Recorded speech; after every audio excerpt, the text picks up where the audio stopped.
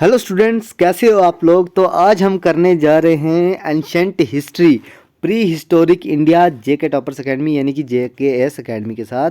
और मैं हूं आपके साथ जडहान सर। तो ये जो टॉपिक है इसमें हमने पहले भी किया था, लेकिन किसी ने हमारे चैनल को हैक कर दिया था और कुछ हमारा डाटा डिलीट हो गया था। तो स्टूडेंट्स की रिक्वेस्ट थी कि सर प्लीज़ इसको कर दो। तो अभी आपके लिए फाइनली मैंने टाइम निकाल लिया है और आज इसको मैं जो है आपके लिए प्रेजेंट कर रहा हूँ।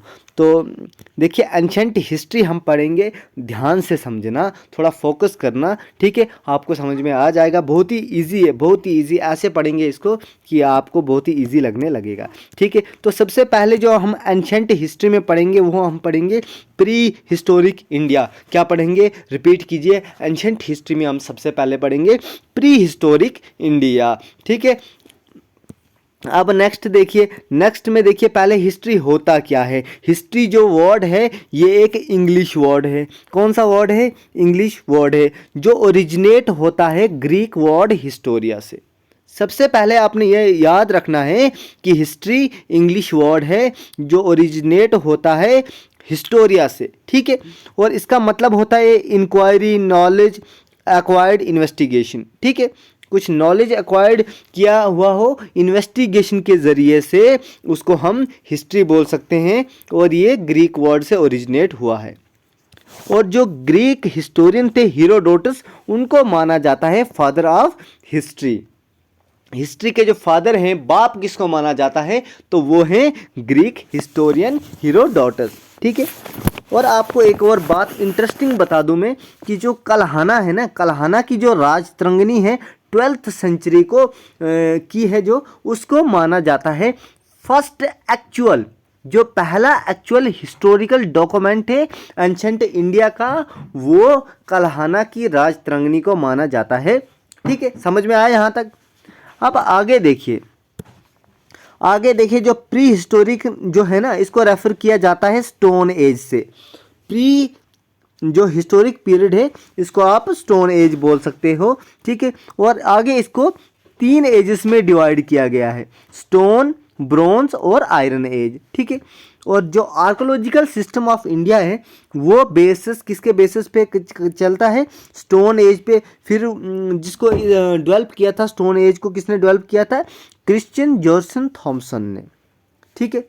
तो स्टोन एज को किसने डेवलप किया था स्टूडेंट्स? क्रिश्चियन जॉर्सन थॉमसन ने 1820 में।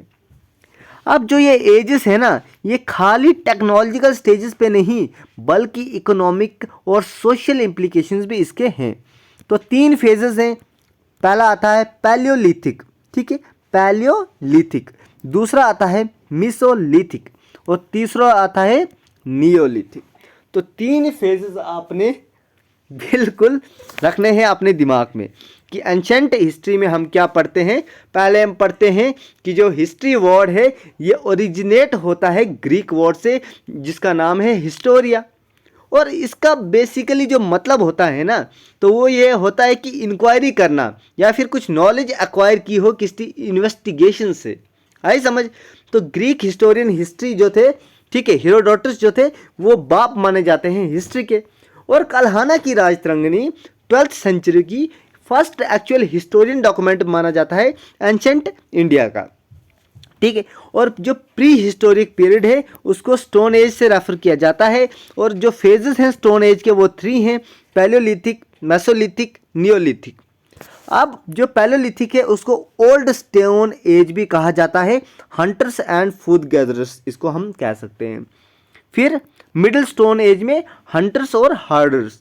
और नियो लिथिक में क्या आता है? न्यू स्टोन एज, जिसमें फूड प्रोड्यूसर हो गए थे।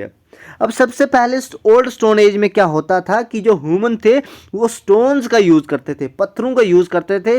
उनके नकूले जो एज होते थे, मतलब क्या बोलूँ मैं, धारदार जो पत्थर होते थे, उससे शिकार करते थे, अपने लिए भोजन का प्रबंध करते थे, खाना। और या फिर कोई मरे हुए जानवर हैं उनको भी खा लेते थे और अपना गुजारा कर लेते थे।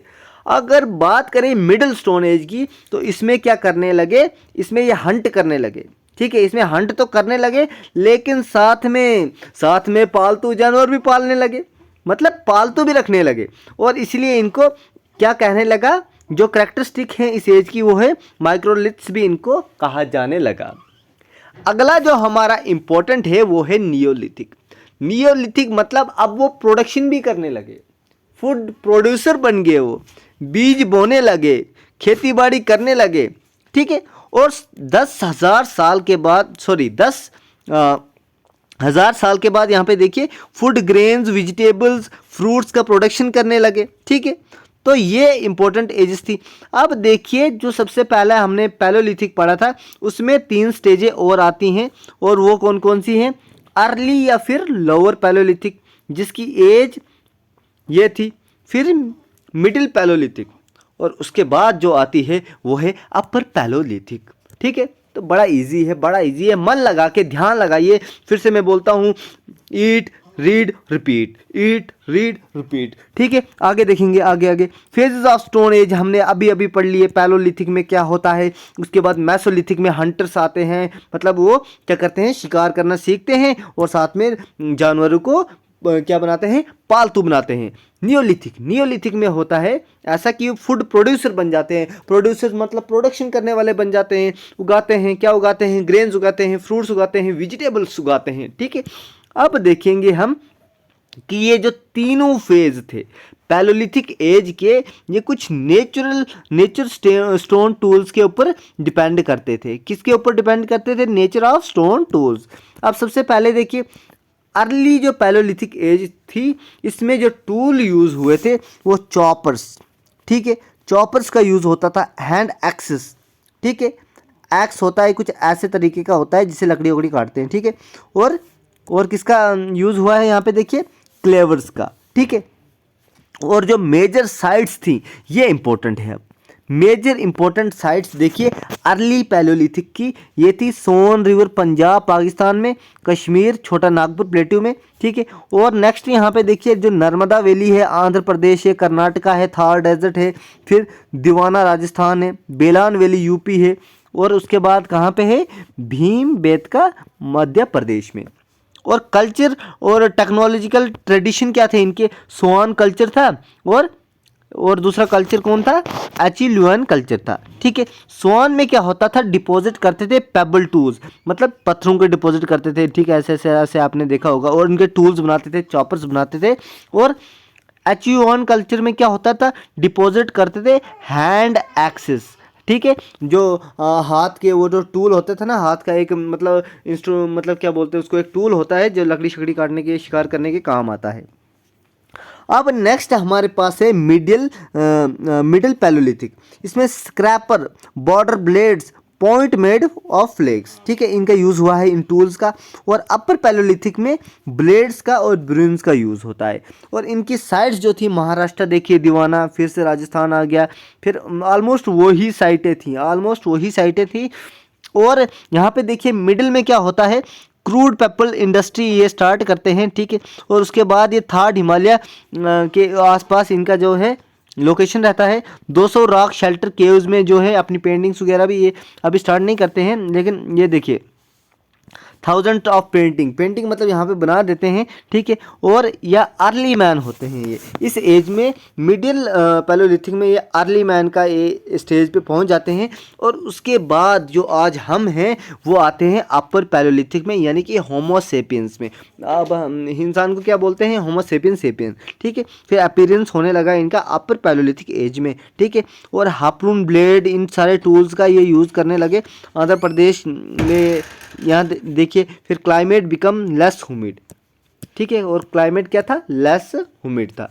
अब जो मेसोलिथिक एज था उसमें टूल्स का, पोट्री का और आर्ट का जो है यहाँ पे शुरू होने लगा, आर्ट का काम। सबसे पहले देखिए यहाँ पे मेसोलिथिक जो टूल्स कौन कौन से थे, पोट्री करते थे, और पेंटेड रॉक शेल्टर हमें देखने को मिलते हैं मिर्ज़ापुर डिस्ट्रिक्ट में, ठीक है, मोरहाना उत्तर प्रदेश में। और भीमबेटका केव्स, फिर आदमगढ़, फिर लाखा जुहार मध्य प्रदेश में, उड़ीसा में, ठीक है, सुंदरगढ़, संबलीपुर, ठीक है। और यहाँ पे देखिए केरला में भी है, कपूगुल्लू तेलंगाना में है, और इज्जटू गुहा केरला में है, ठीक है। और सबसे पहले अगर हम बात करें माइक्रोलिथिक टूल्स की, तो इसमें टूल्स जो बनाए जाते थे वो चिप्ड और फ्लेक्ड स्टोन के बनाए जाते थे, ठीक है, जिनकी लेंथ होती थी 1 से 8 सेंटीमीटर। टूल में इंक्लूड होता था ब्लेड, पॉइंट्स, ठीक है, और हड्डियों से भी बनाते थे, स्क्रैपर्स से, एरो हेड्स, फिर जियोमेट्रिकल और नॉन जियोमेट्रिकल टूल्स भी यहाँ पे इंट्रोड्यूस इन्होंने किए। उसके बाद देखिए जो टूल्स होते थे वो कैपेबल होते थे, उनमें इतनी क्षमता होती थी, ठीक है, ताकि उससे वो शिकार विकार अच्छे से कर सकें, ठीक है, और अपना खाना पीना उनका हो जाए। और उसके बाद पोट्री की भी यहाँ पे बात हुई है, ठीक है, जो एक्सक्लेवेटेड खुदाई हुई थी इन साइट्स पे मिला है, जहाँ पे राजस्थान है, फिर गुजरात है, ठीक है, ये साइट्स है, और यूपी की, तो यहाँ पे इससे पता चला है। अगला यहाँ पे देखिए ये है एक मैप जिसमें बताया गया है कि नियोलिथिक साइट्स कहाँ कहाँ पे हमें देखने को मिलती हैं। सबसे पहले हम इस मैप को ध्यान से देखेंगे। सबको पता है इधर जम्मू कश्मीर है ये वाला। आप देखिए इस एरिया में फ़िलहाल तो ये देखिए बुरजा होम साइट है, ठीक है, श्रीनगर में, फिर गुफू त्राल, और यहाँ पे देखिए जो इम्पोर्टेंट है ना, presence of a 3 fold neolithic chalcolithic and iron age settlements हमें कहाँ मिली है, क्लोडिवा में। और ये देखिए महागरा में क्या मिला है, अर्लीस्ट एविडेंस मिला है राइस कल्टीवेशन का वर्ल्ड में। मतलब पूरी दुनिया में सबसे पहले जो राइस कल्टीवेशन हुआ था वो हुआ था महागरा साइट पे। और यहाँ पे देखिए bread basket of Balochistan evidence of agriculture. अब मेगरा जो साइट है बलूचिस्तान की, वहाँ से ब्रेड बास्केट मिली है, ठीक है। और एक देखिए ये जो साइटें हैं कुछ इंपॉर्टेंट, देखिए न्यूसा एक साइट है, यहाँ पे कॉटन क्लॉथ का एविडेंस मिला है, ये केरला है ये जगह, ठीक है। और यहाँ पे देखिए जो साइट है ये, इस साइट का नाम है पिकली हाल, यहाँ पे प्रूफ मिला है कैटल हर्डिंग का, ठीक है, मवेशियों का, और एविडेंस मिला है ऐश माउंट्स का और हैबिटेशन साइट्स का। और एक साइट ये भी याद रखी लीजिए, संगना कल्लू जो एक साइट है, यहाँ पे जो लोग सेटल्ड थे संगना कल्लू में, वो अर्ली एग्रीकल्चरिस्ट जिनको माना जाता है, जिन्होंने कल्टीवेट किया था स्मॉल मिलेट्स और पल्सेस को कल्टीवेट किया था। तो ये एक इम्पोर्टेंट मैप है जिसपे इम्पोर्टेंट ये साइट्स भी आपको दी हैं, नियोलिथिक साइट्स, और इनकी जो विशेषताएं हैं, फीचर्स हैं, ये भी आपको यहाँ पे देखने को मिलता है। अब देखिए कुछ और इम्पोर्टेंट साइट है यहाँ पे, ईस्टर्न उत्तर प्रदेश में जो साइट है खेरीद और नारा, और साउथ ईस्टर्न राजस्थान में जो साइटें हैं ये इम्पोर्टेंट है, ये वाला, ठीक है, very important. South eastern Rajasthan में गणेश्वर साइट है और आहार साइट है, और यहाँ पे क्या क्या चीज़ें मिली हैं ये आपको देखने को मिलेगा। उसके बाद वेस्ट बंगाल में देखिए महिषदल बीरभूम डिस्ट्रिक्ट, ठीक है, first hooks have been found, सबसे पहले हुक्स मिले थे वेस्ट बंगाल में। पांडु राजार जो एक यहाँ पे है बुर्दवान डिस्ट्रिक्ट में। और मध्य प्रदेश की बात करें तो प्रोड्यूस्ड बार्ले और वीट यहाँ पे प्रोडक्शन होती थी। और यहाँ की 3 मेजर साइटें हैं, मालवा, कायथ और ईरान। और 29 जो कॉपर ब्लेड्स वो आप ब्लेड बैंगल और 2 यूनिक एक्सेस हमें देखने को मिले हैं, कायथा जो साइट है वेस्टर्न मध्य प्रदेश की। अब महाराष्ट्र की बात करें तो फ्लैट रेक्टेंगुलर चॉपर एक्सेस यहाँ पे देखने को मिले हैं। उसके बाद देमाबाद जो साइट है, चंडोली साइट है, इनम गांव साइट है और नावदोतली साइट है, ठीक है। और एविडेंस जो राइस का मिला है वो इनम गांव जो साइट है वहाँ से मिला है। मदर गॉडेस की जो फिगरेंस मिली है, ठीक है। लार्ज मड हाउस देखने को जो मिले हैं। और ब्रॉन्ज के जो गुड्स हैं वो हमें दाइमाबाद साइड से देखने को मिले हैं। और बिहार देखिए, बिहार भी है यहाँ पे, तो बिहार में जो सैनपुर है, सोनपुर है, तारीदा है, नारा है, चिरांद है, और यहाँ से हमें फिश हुक देखने को मिलते हैं। अब ये देखिए इम्पोर्टेंट जो है कैलोलिथिक कल्चर का और उसके फीचर्स। तो फीचर्स आपके लिए जानना बहुत ही इम्पोर्टेंट है। तो सबसे पहले आहार कल्चर को देखेंगे, इसको मेजर हड़प्पन कल्चर कहा जाता है, ठीक है। और जो इसमें लोग थे ना, उन्होंने डिस्टिंक्टिव ब्लैक और रेड वेयर करना स्टार्ट कर दिया था वाइड डिज़ाइन के साथ। और उन्होंने जो है चावल, उसके बाद देखिए बाजरा, कुल्थी, रागी, ग्रीन जो मटर होते हैं, हरे मटर, वो सब उगाना स्टार्ट किया था, काले चने। इसके फीचर्स हैं आहार कल्चर के, और आहार साइट जो हैं वो आहार और बालाथल, ठीक है, इंपॉर्टेंट साइट है इस कल्चर की। नेक्स्ट देखिए कथ्या कल्चर। कायथा कल्चर जो है ये भी एक मेजर हड़प्पन कल्चर माना जाता है, ठीक है।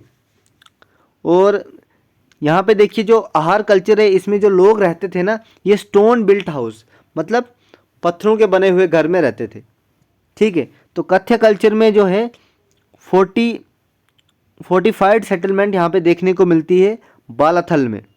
पीपल जो हैं, जो लोग हैं यहाँ के, उन्होंने रेड जो स्लिप्ड वेयर पेंटेड डिज़ाइन जो है अब स्टार्ट कर दिया था, चॉकलेट कलर का लगाना, ठीक है।